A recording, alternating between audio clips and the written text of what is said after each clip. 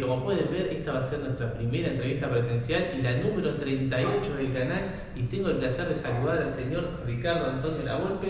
Creo que cuando arrancamos con este proyecto de MX Sudamérica, si había una persona a quien quería entrevistar y hablar de fútbol, es Ricardo Lavolpe. Antes que nada, muchísimas gracias. ¿Y cómo estás, Ricardo? Muy bien, un gusto estar con ustedes, acá de vacaciones.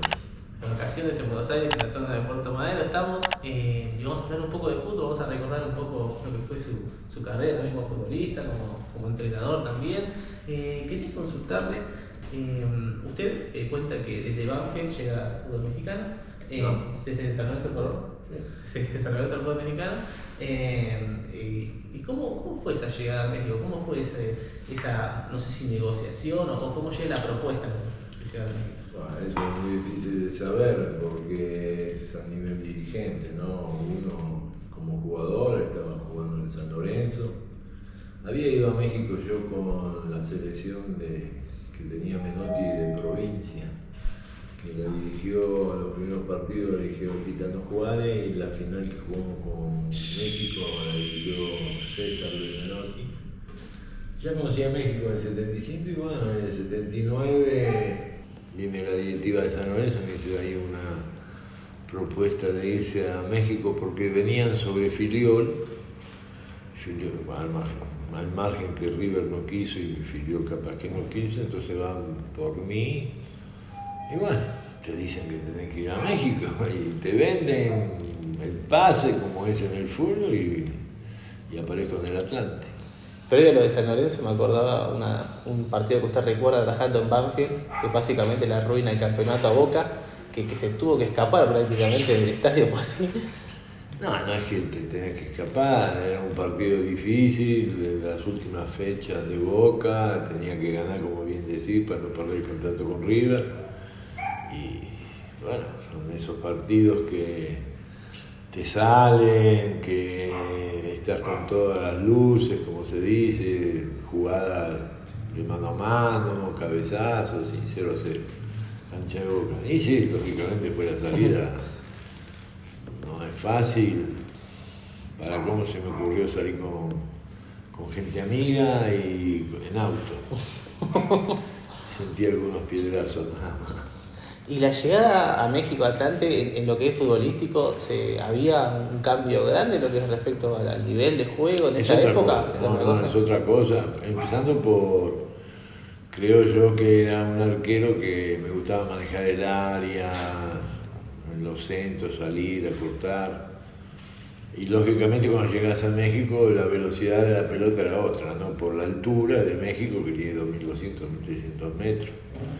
La pelota era otra, porque había dos pelotas, para cómo se jugaba con dos pelotas, una era Garcís y la otra marca también mexicana, Estrella.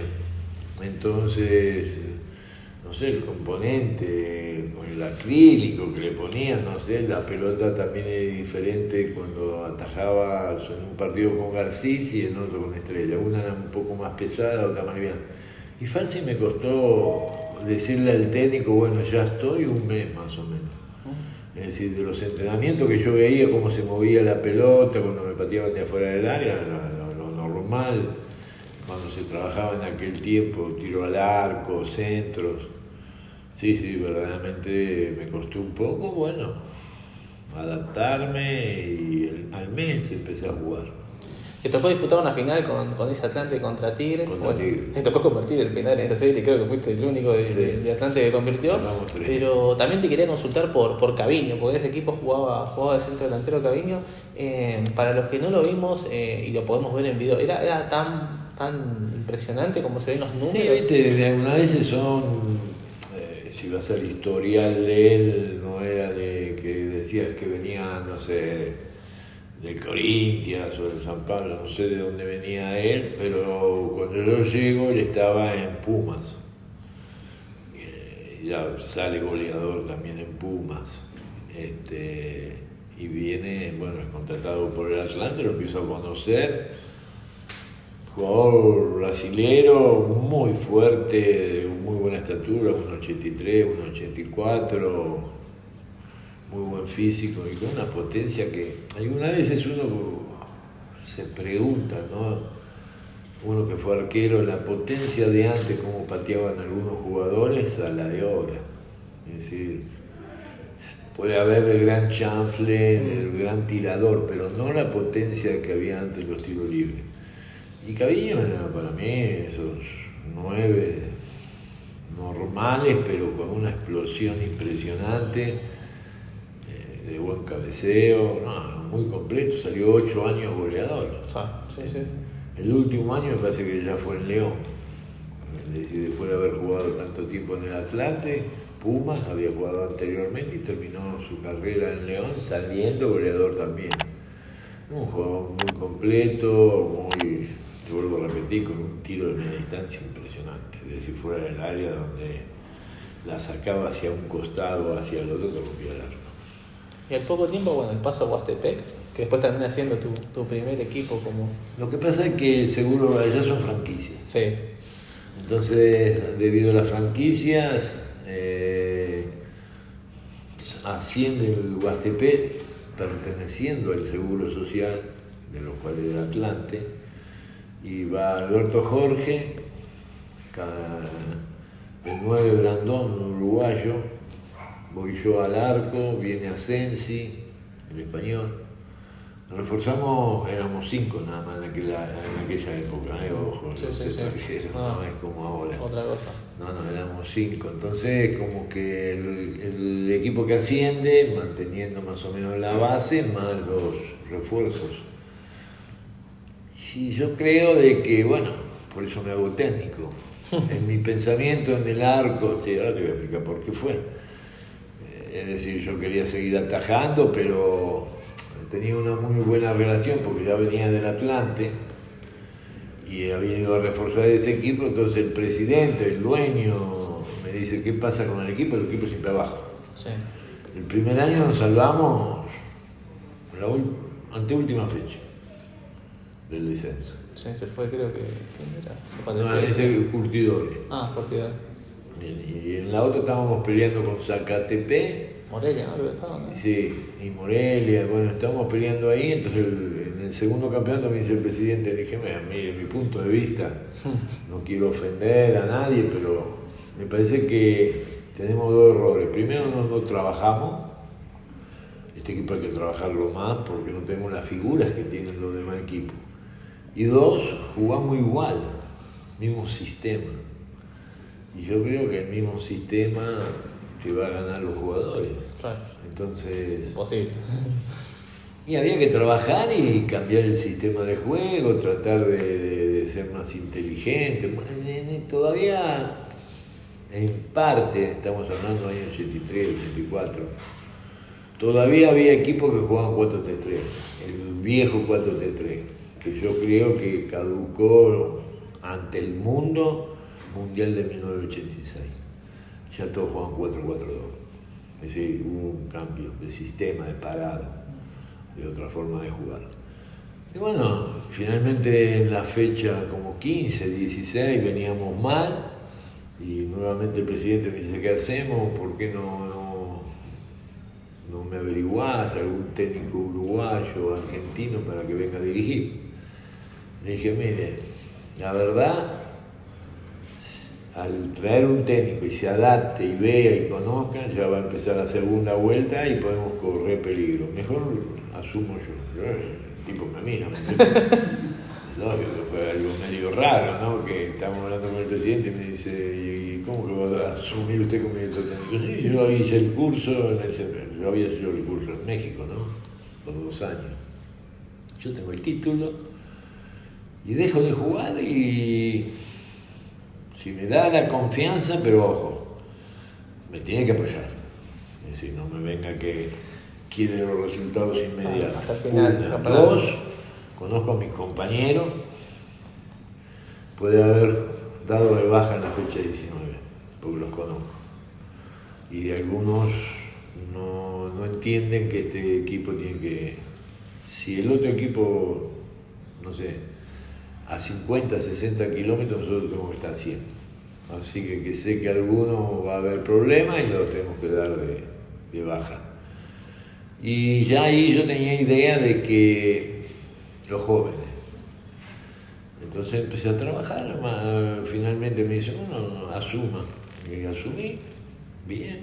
4 fechas, fueron la 16, la 17, la 18, la 19, termina la primera vuelta, 10 jugadores para afuera. Ya sabía quién Ya estaba comprometido. Pero aparte ya los conocía, muchos de ellos habían estado en el Atlante. Cuando lo mandaron al Huastepec para ascender, ya tenían la experiencia del Atlante.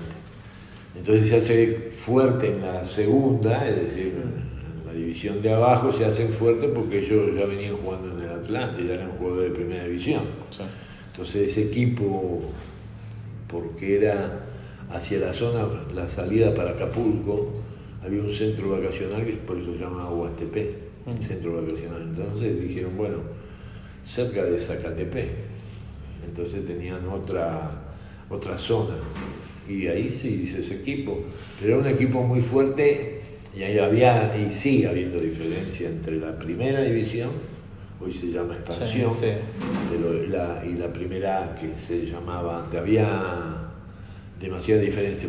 Tal es así que por eso fuimos a reforzar y todavía el equipo estábamos siempre, ni soñábamos de estar dentro de los 8 para calificar, sino estábamos siempre abajo. Y al final agarré yo y le dije no quiero dinero, si yo salgo el equipo, sabía que lo iban a vender, claro. Ya sabía que lo iban a vender al Huastepec, la franquicia, deme la carta. Y quería terminar mi carrera acá en Argentina, como arquero. ¿Quién te iba a decir que ibas a quedarte tanto? Es que son algunas veces cosas que suceden. El Huastepec pasa a ser Ángeles de Puebla. Claro. Entonces, el mismo presidente, como era de gobierno, tiene buena relación con el gobernador de Puebla, Jiménez Morales, y me dice, ¿qué crees? No sé, ¿qué pasó? Porque ya sabía que el Huastepec era Ángeles de Puebla, pero yo iba a ir Manolo Lapuente, un técnico de mucha experiencia y es de Puebla. Entonces Manolo Lapuente parece que dice, no, con este equipo. Y él sale campeón con Puebla después. Es otro. Este es Ángeles de Puebla. Claro, de Puebla. Este Ángeles de Puebla después se transforma, vuelven a vender la franquicia y es el Santos. Claro. Y ahí en Ángeles de Puebla juega con puramente mexicano. Con puramente mexicano. No, lo que pasa es que no había, como el gobierno compra la franquicia, el propio gobernador me dice, mire que no tengo mucho para reforzar. Y la verdad, siempre dije lo mismo, traer un jugador extranjero sin que haga la diferencia, no estoy de acuerdo. Es que hoy pasa eso, ¿no? Hace poco hablamos con varias personas, bueno, sudamericanos, inclusive que también lo dicen, mexicanos, con Palencia, recuerdo, que dicen que, bueno, también hay pocos refuerzos de extranjeros de calidad que le den un salto que estén por encima del mexicano. Es complicado eso también, el tema a la hora de reforzar, se entiende, porque hay tantos extranjeros quizás que no den un salto de calidad al fútbol mexicano. Es una pregunta un poco complicada que hacer. Yo conozco, llegué en el año 79, estamos en el 2022, ¿no? Yo creo que antes, como bien decís, vos veías Cruz Azul, veías Tigre, Monterrey, Toluca, todos los equipos Atlas. Casi diría de que en la base, lo que es la columna vertebral, fíjate que fue Ferrero, Celada, estaba Miguel Marín, llegué yo, Siboldi. Si empezás, había arqueros. Como que había deficiencia en México y muchos se basaban ya en la base. Que es la base, empezando de la columna vertebral, de atrás hacia adelante. Pero físico también los arqueros. Empezábamos con los arqueros, después normalmente acordate que necesitabas la voz de mando, el orden de una defensa y era un central. Y después venían los mediocampistas y lo que le costó a México en cierta manera, el táctico, el que llamase el jugador volante desequilibrante y los delanteros. La mayoría de los equipos se basaban en los tres por lo menos, 4 algunos equipos, y tenían un central, a lo sumo el arquero, la parte de media cancha hacia adelante. Tu Atlante, el campeón, me acuerdo de Wilson Granulati en la defensa como Wilson era, y sí, pero después teníamos... Romano, que Romano ya había ido, en ese momento uno de los mejores que yo lo había visto en Independiente, porque yo viajaba y tenía amistad y le pregunté a Bocchini por Masachesi. Pedro Masachesi. Sí. Después no, porque adelante teníamos dos mexicanos, que era Guzmán y Luis Miguel Salvador. No, el equipo ese se hizo con los jóvenes, porque después teníamos a Alberto Andrade por derecha y Memo Cantú por izquierda. Isidoro García, que era un volante atrás del 9, lo hice 5. Pero, ¿cómo te puedo decir? Generalmente empezaron a venir jugadores y ya como que no como la base, porque ves en la banca y hay veces que lo ves en la tribuna, al juego extranjero. Pero esto es una cuestión de hablar de fondo. Hoy un poco la modernización, los dirigentes con los representantes, con los empresarios. Sí. ¿Eso también te fue un poco alejando, sacando las ganas en algún momento? Yo creo que la fama de que, como bien decís vos, por ejemplo, creo que voy a ser el único técnico en México que jugó, salvo Chivas, Guadalajara, lógico, con puramente mexicano. Sí. De Puebla, ese es el récord. Y yo, porque lo que te digo, si a mí no me traes un extranjero que me demuestre diferencia del jugador mexicano, no lo entiendo, tengo que respetar al país, a los jugadores, siempre entendí eso. Estoy agradecido a parte de México lo que me dio, cómo me formó, entonces mi política es esa. Yo veo que otros no, porque hay 11, 10, 12. Y salvo algunos equipos que sí traen buenos, pero muy buenos jugadores, otros, como te decía antes, por ejemplo, Monterrey hoy, Tigres hoy, un Cruz Azul hoy, América, tienen la necesidad de ganar el campeonato. Claro. El mismo hoy Toluca presiona a la gente porque como hubo una temporada que Toluca era... la vara alta, digamos. Claro, entonces hoy la propia gente, el aficionado, el simpatizante de ese equipo dice, no, yo quiero salir campeón. Claro. Entonces Toluca es otro que vuelve también a comprar bien. Pero lo demás, yo creo de que saben que vamos a ver qué pasa. Sí. Esa es la palabra. No tienen la obligación de salir campeón. Entonces vos ves que de repente aparece uno que sí juega bien, pero de la mayoría diría que el 70% es para abajo y 30% que juegan bien. Sí, yo estoy pensando, ¿no?, que en el fútbol argentino, que es en el sudamericano, ya hay jugadores que tienen como van a Estados Unidos, van a México. Ya es complicado también para el jugador argentino llegar a las ligas grandes de Europa como era en otros tiempos. No, bueno, son caminos. El argentino, el brasilero, propiamente el uruguayo, todo lo que vos me quieras decir, el primer camino es Europa. Después apareció, si vos te acuerdas, de Colombia en su momento, también se iba mucho a Colombia por la cuestión económica. Sí. Después apareció Grecia, sí. Después apareció Turquía, después apareció el problema en Arabia. Pero el primero era siempre, la lógica era Europa. Y después empezó México, que es otra plaza, pero vuelvo a repetir, cuando vos salís de Argentina o el uruguayo, que se va de Uruguay o el brasileño, busca más lo económico y algunas veces lo futbolístico.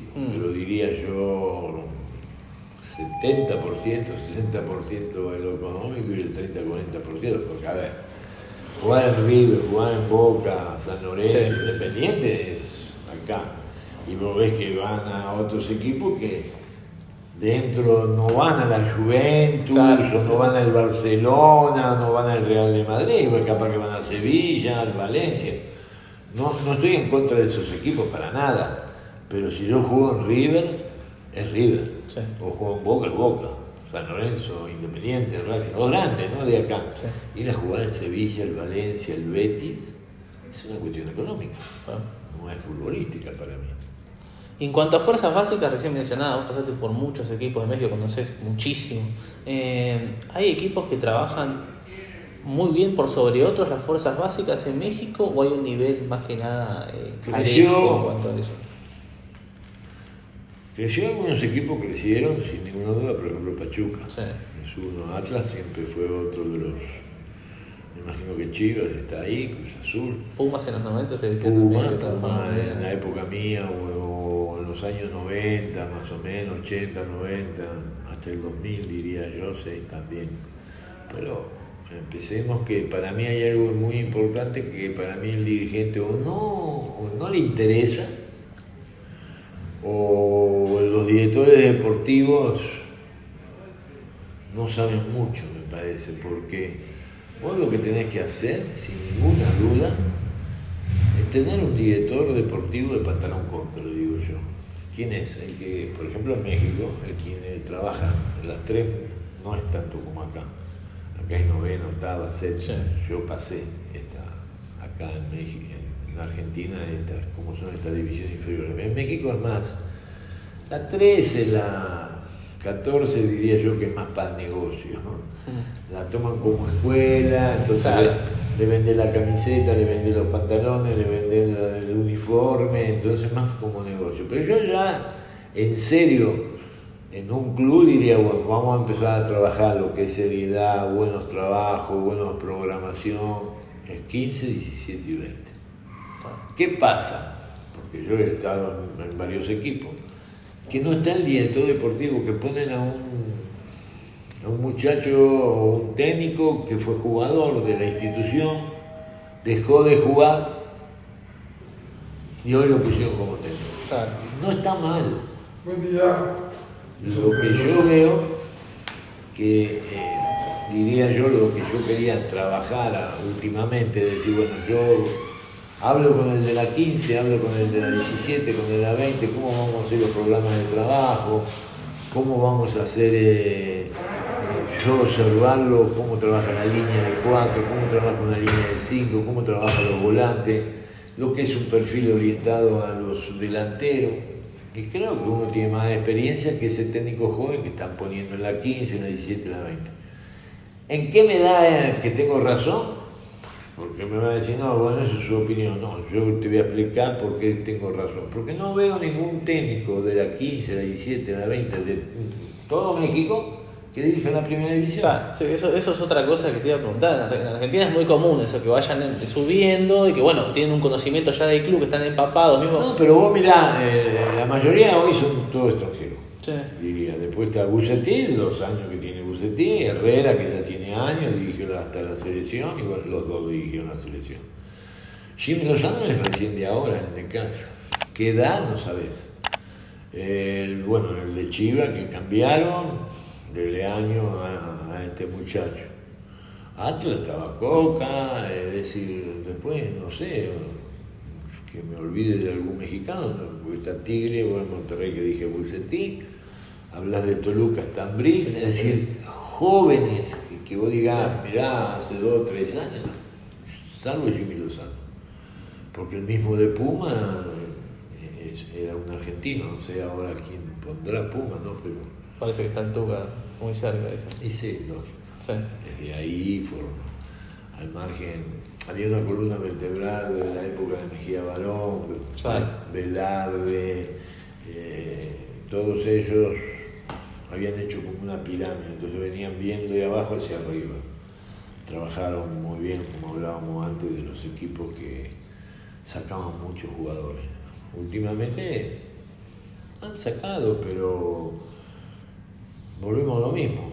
Si no traes los extranjeros adecuados en donde necesitas, en esas falencias que hay, que generalmente es la parte ofensiva. Otra pregunta que te quería hacer, porque cuando yo miro mucho fútbol de los 90 en México, y para una persona que es tan apasionada por la táctica, ¿qué análisis tenés de aquel Toros Neza de los 90? ¿Era un equipo O sea, muy ofensivo, desordenado por momentos. ¿Qué análisis tenés vos de ese equipo? Era en un momento diferente ahora, en estos momentos no podés jugar como jugaba ese equipo. Era un 4-2-4. Sí. Es decir, dos volantes de contención. Estaba Steve Padilla y el que era poco ahora técnico. Los dos. Y después tenía jugadores desequilibrantes por las bandas. Arangio por un lado y el Pony Ruiz por el otro lado. El turco Mohamed, primero fue de Melo. Nielsen, sí. Y después vino el argentino. Sí, ¿querés comentar ahí? No, sí, ya tengo. Pasaron varios por ese puesto. No. El primer momento fue de Melo, aparentemente era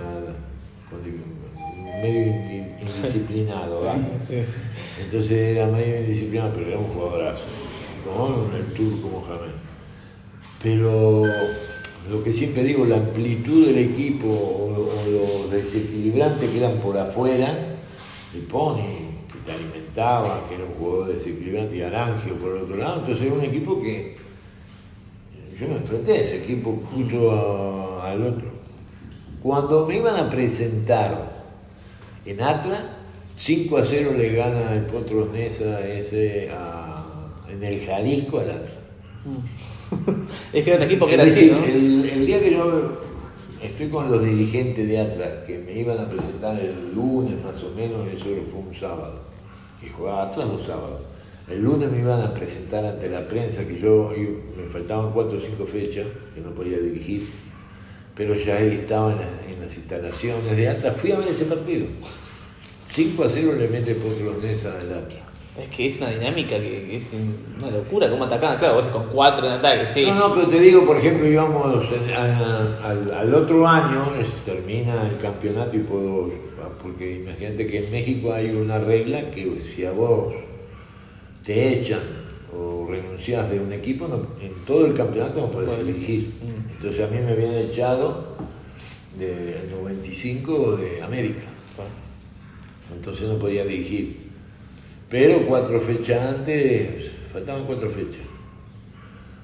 Fui a ver ya las instalaciones, ya estaba arreglado en el Atlas y iba a estar mirando esos 4 partidos, cómo se componía el plantel, ¿no? Entonces justo fui a ver ese partido. Pero después me enfrento, íbamos ganándole 2-0 y seguían igual los 4 arriba. Le echan a un hombre, al contención, al Steve Padilla, Sí. y seguían los 4 arriba. Entonces yo le digo a Pavel Pardo, que estaba conmigo en el Atlas, digo, tranquilo que esto le vale, Sí. le digo. Bien parado atrás porque nos daba ventaja, pero si vos perdés la pelota estaban los 4 arriba, el turco, casi me llama, Villalonga, Villayonga, ahí está, sí. Ahí me acuerdo de 9, que ya no estaba Dinero, Sí. Arangio y el Pony Ruiz. Yo los miraba y yo decía, ¿y esto? Y lo bueno de ese equipo es una final. No me equivoco lo que estoy diciendo. Me parece que en la final metieron como 8. Sí, los Chivas lo destruyó. Sí. No me equivoco lo que estoy diciendo. Ellos jugaban, se divertían, eran felices. Sí, un equipo raro, un equipo... No tenían problemas, volvemos a lo mismo. Un América no puede jugar así. Claro, un sí. Cruz Azul no puede jugar así, de esa manera que jugaban, porque ellos jugaban, ellos se divertían dentro de la cancha. Vos no podés perder una final por 8 o 9 goles, No. fácil. En un partido fueron 6, en el otro fueron como 3 o 4 goles. Pero bueno, eran difíciles de marcar, desequilibrio completamente, la inteligencia del turco. No, un equipo difícil. Pero a lo que voy,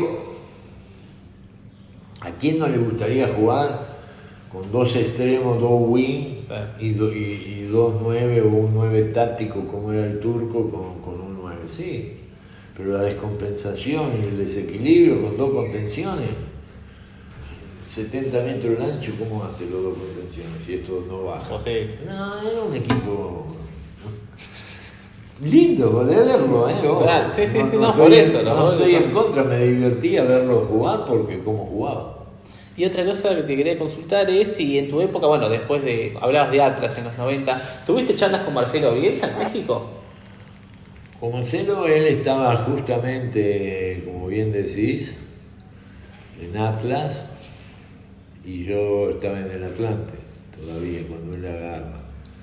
Tuvimos charlas en el sentido de que nos encontrábamos en concentraciones del hotel de mi equipo y el del equipo de él. Él viajaba al DF y yo lo concentraba en el DF. Entonces yo jugaba y él llegaba.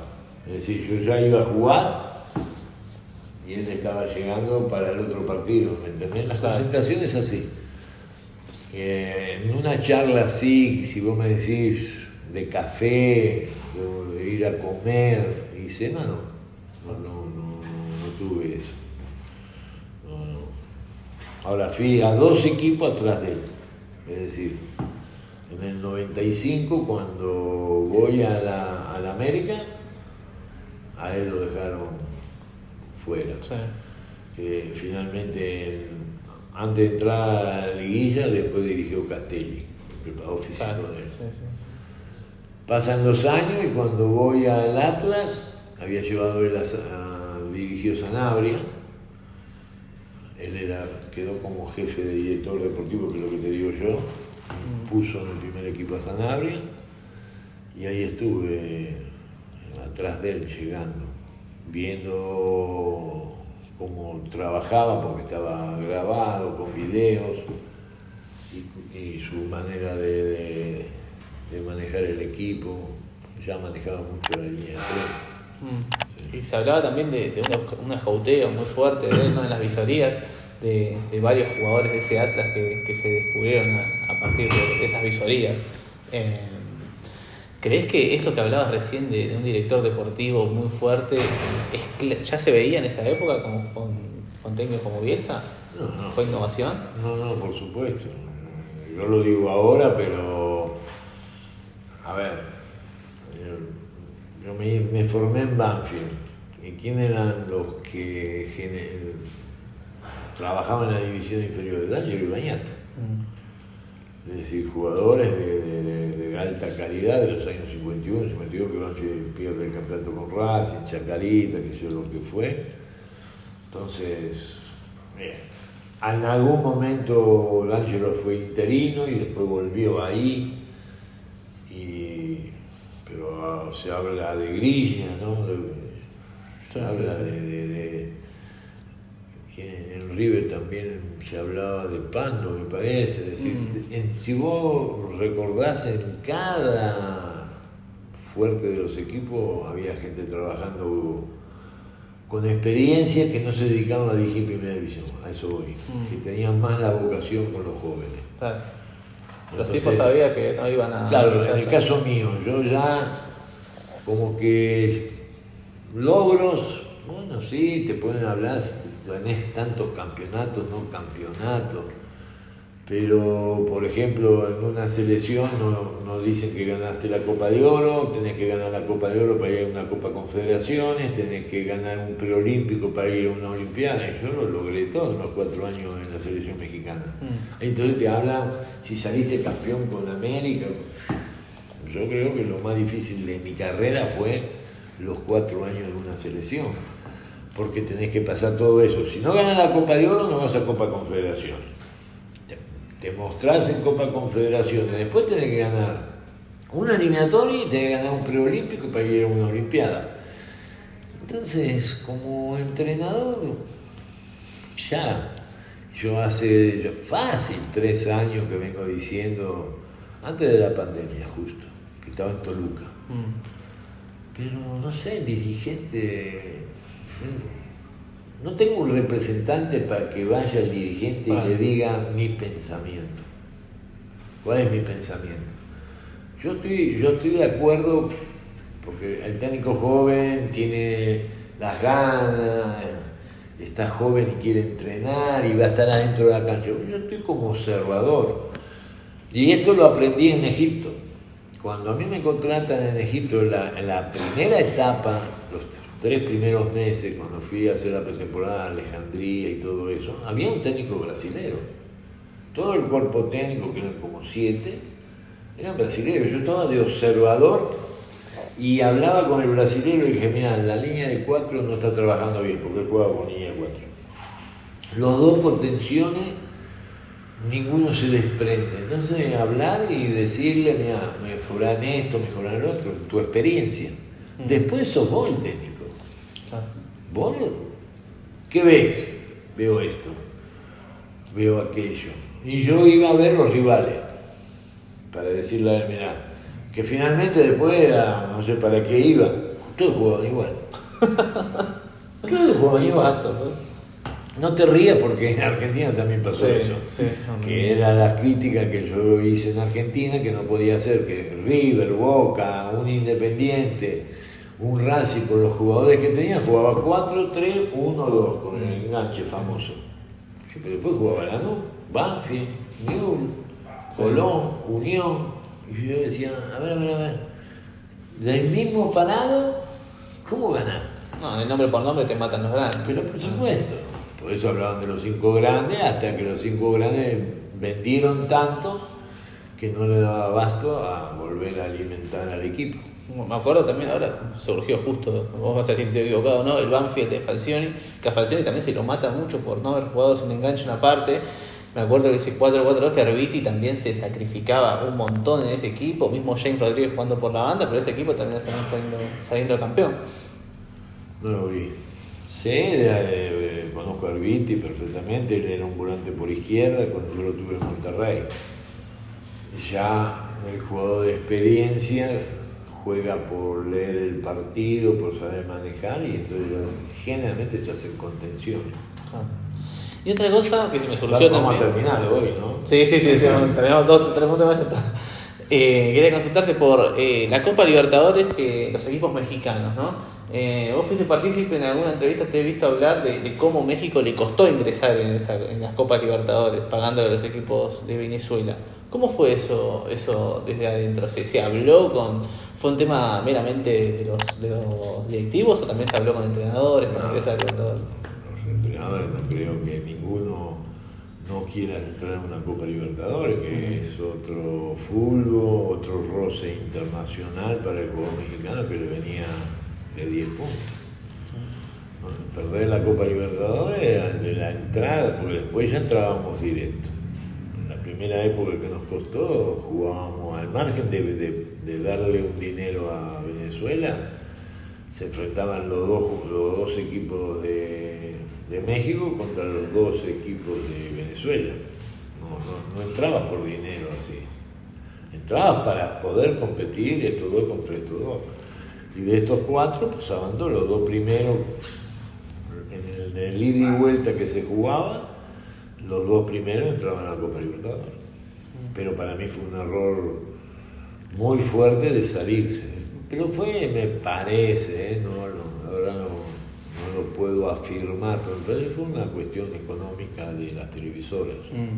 Es decir, México con las televisoras y lo que es México dijo, pará, nosotros lo económico es muy fuerte.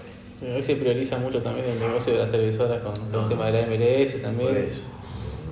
¿Hoy crees que alguno de esos 4 equipos que salieron primeros en la liga podrían tranquilamente ser campeones en la Copa Libertadores? Y mirá, hubo uno que increíblemente a Santos lo deja fuera de River el día del penal de Luchetti. Sí.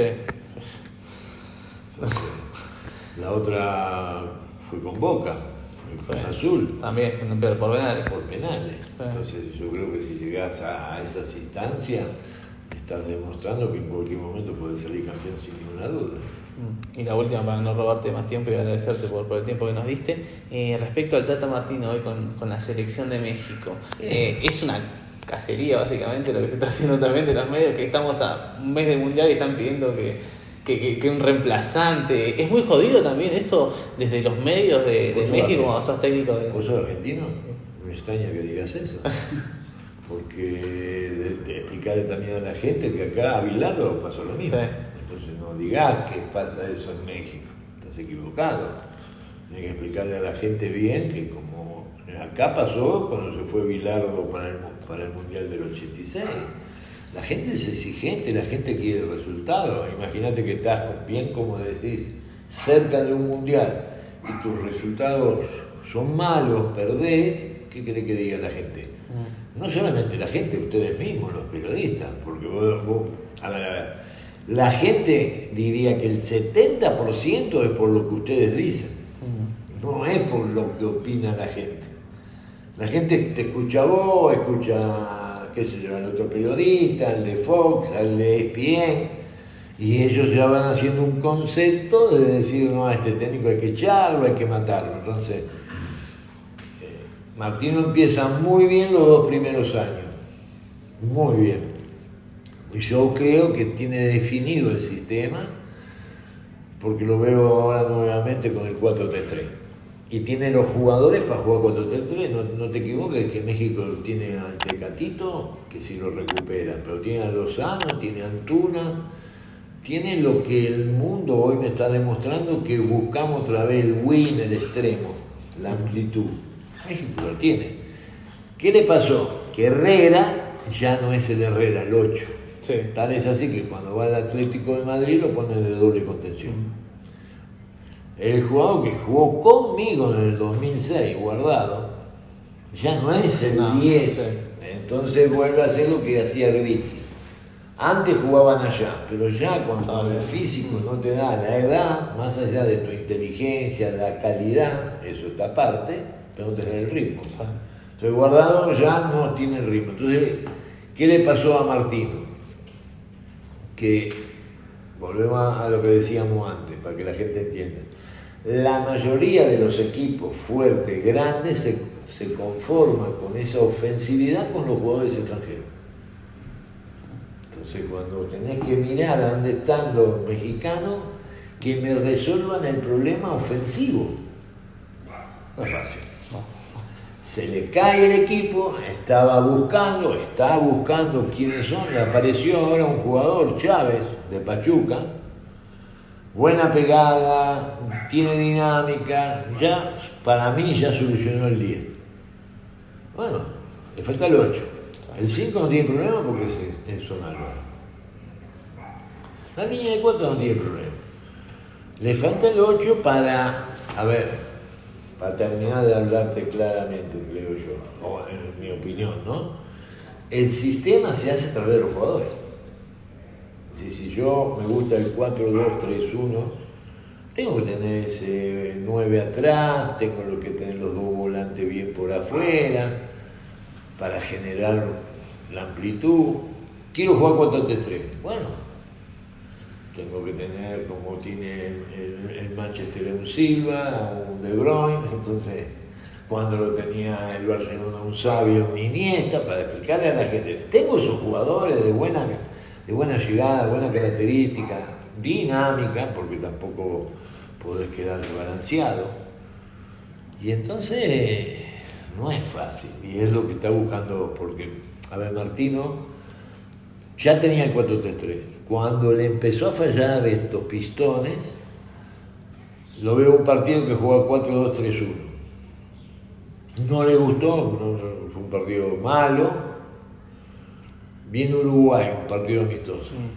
Ojo que en México los partidos amistosos, como vas a Estados Unidos, no son amistosos. Nada, sí. No, la gente quiere ganar. Perdés y te vas chiflando. Y te bañan. Sí, a mí me pasó. Sí, me pasó poco porque hice como 40 partidos, mi equipo andaba bien, pero un día me agarró Uruguay, me ganó en Chicago y me pasó lo mismo. No quieren. Bueno. Y te vuelvo a repetir, mi campaña era, imagínate que cuando te comparan los detractores con todos, esos detractores que tenés, que no te aceptan, y te ponen en balance, ¿no? Osorio también pasó así. Y entonces yo digo a los detractores, yo fui cabeza de serie. Hay una gran diferencia, me parece. Y entonces no lo dicen, porque son los detractores, como te van a decir, fui cabeza de serie. No es que pasé la eliminatoria nada más, fui cabeza de serie. Sí. Entonces son cosas que alguna vez los detractores lo tienen que bancar, y hoy Martino lo tiene que bancar. El 4-3-3, bueno, te decía, contra Uruguay juega con línea 5. Sí. Pierde, y está la gente analítica que pierde mal, que jugó con 3 defensas y jugó solamente Cavani de 9. porque Uruguay empleó más un 4-3-3 y la línea de 5 contra un 4-3-3 no sirve mucho. Sí. Entonces hay que explicar eso. Sí. Contra 4-4-2, como se jugaba antes, y lo hizo Bilardo en el 86, la línea de 5 es espectacular. Con el mismo 4-2-3-1, que es el 4-4-1-1 que era antes, que es lo mismo, Sí. la línea de 3 te sirve perfectamente, porque estos dos rompen contra el segundo 9, contra este. Claro. Pero contra el 4-3-3 quedás desbalanceado en la mitad de la cancha porque te sobran los jugadores de atrás. Y tiene que estar muy trabajado, ¿no? Lo matan Sí. a Martino, Sí. pierde con Uruguay, juega con ese sistema y empezaron otra vez. Y ahora volvió el 4-3-3 y bueno, vuelve a tener un resultado como que 2-0 ganando y en el segundo tiempo 3-2. ¿Qué le ibas a decir a la gente? No. Entonces, bueno, yo creo que está en una etapa, conozco el fútbol mexicano, pero no solamente lo conozco, sino conozco de acá. El jugador mexicano se empieza a presionar.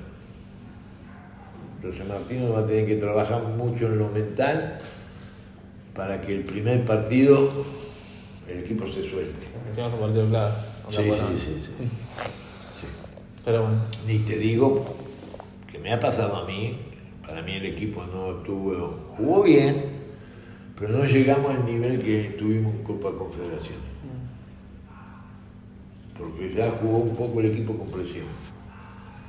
Lo que le pasó a Osorio me lo afirmó. Le ganamos a Alemania, pero el último partido era Suecia. El partido que decían mejor, analizado analíticamente, viendo videos, cómo jugaba, cómo lo vamos a contrarrestar, pero no teníamos que perder, porque si perdíamos y Alemania le ganaba a Corea, quedábamos afuera. Que era lo lógico, partido de Alemania ganar la Corea. ¿Viste? Sí. Y vamos y perdemos 3-0 con Suecia. Eso vos decís que es la cabeza, ¿no? También de la presión, así es. Es que no sé si el jugador mexicano, a diferencia del jugador argentino, quizás uruguayo, brasilero, no jugué ahí. Acá sí jugué y puedo decirlo. Acá, si vos perdés, es perder. Y si perdés por 2-0 o 3-0, cuidado. Hay una presión. El aficionado, el hincha te exige que no es cuestión de perder. En México, yo jugué, después dirigí, pero primero jugué. Yo veía que perdíamos 2-0 y salen fotos, firman autógrafos. Vos perdés 3-0 en San Lorenzo y vas a sacarte fotos, pero fotos te van a sacar en la cara, te van a sacar la foto. Entonces eso es saber jugar con presión. El jugador mexicano en cierta manera no sabe jugar con presión porque pierde, firma autógrafos, se saca fotos, no hay ese debate. Entonces cuando vas a la selección es diferente. Es lo que yo te decía, vos vas a Estados Unidos y decís un partido amistoso. No, allá te meten presión. Entonces ahí es cuando no se dan los resultados, se empieza a presionar un poco el jugador. Bueno. Imagínate el quinto partido famoso. Sí, el karma. ¿Es qué? El karma, ¿no? O sea, ya es un mito. ¿Sí me entendés? Estamos todos, ¿qué va a pasar con el quinto partido? ¿Qué va a pasar con el... Y el jugador lo recibe. El jugador recibe eso, recibe que este partido lo tenemos que ganar, tenemos que pasar este quinto partido, tenemos que hacer historia. ¿Sí? Bueno, algunos la va a hacer, lógico. Alguien le va a tocar. Sí, algunos finalmente le va a tocar. Que espero que sea pronto. Bueno, Ricardo, muchísimas gracias, te robamos un montón de tiempo en tu último día, así que nos despedimos rápido de Meli Sudamérica, le agradecemos un montón a Ricardo Lavolpe y disfruten del video, dejen su like, suscríbanse y hasta el próximo video, amigos.